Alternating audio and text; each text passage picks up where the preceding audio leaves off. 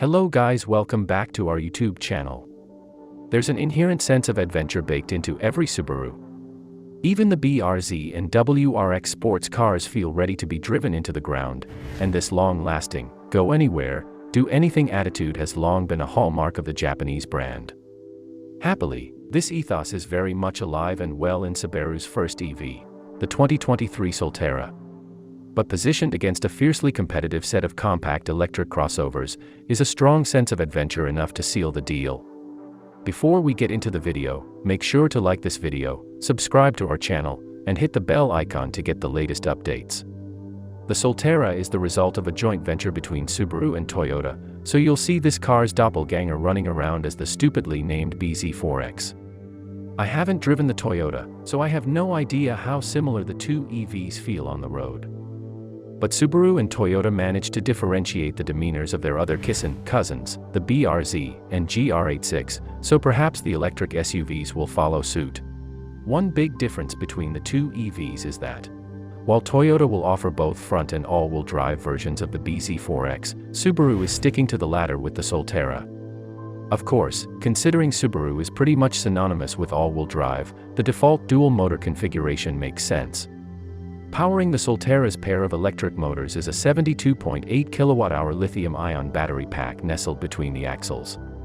Total output is 215 horsepower and 249 pound-feet of torque, numbers that put the Subaru well below dual-motor examples of the Ford Mustang Mach-E, Hyundai Ioniq 5, Tesla Model Y and Volkswagen ID.4.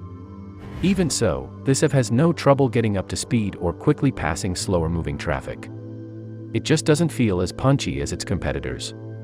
Even the portly ID.4 Pro is more entertaining to drive. That's not really a surprise, though, considering Toyota took the lead on dynamic tuning. The Solterra's steering is as lifeless as any Prius, and despite the low center of gravity afforded by the battery pack's ballast, the Solterra's soft suspension means it lacks the cornering composure of rivals like the Kia EV6 or Mustang Mach-E. At least Subaru offers multiple levels of regenerative braking, selectable via paddles mounted to the steering wheel, and the Solterra's maximum regen level is strong enough to allow for one-pedal driving, something you can't do in an ID.4. Thankfully, the Solterra's tech game is strong, with Subaru's EyeSight suite of driver assistance aids standard on every trim. Pre-collision braking, pedestrian and cyclist detection, lane departure warning, full-speed adaptive cruise control, road sign recognition, they're packed into every Solterra, though Subaru doesn't yet have any kind of sophisticated highway driving aid like Ford's Blue Cruise or even Nissan's ProPilot Assist. The Solterra has great cabin tech, too, though it's all thanks to Toyota.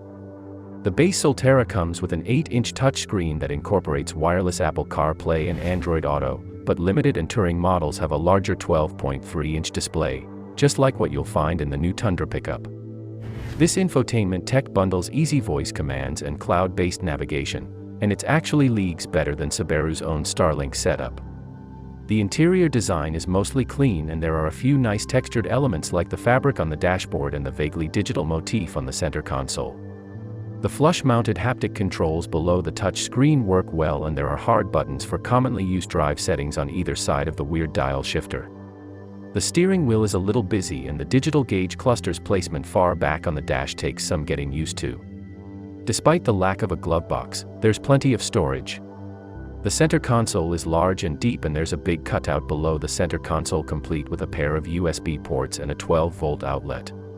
For adults will fit just fine in the Solterra, though rear headroom is on the slightly tight side.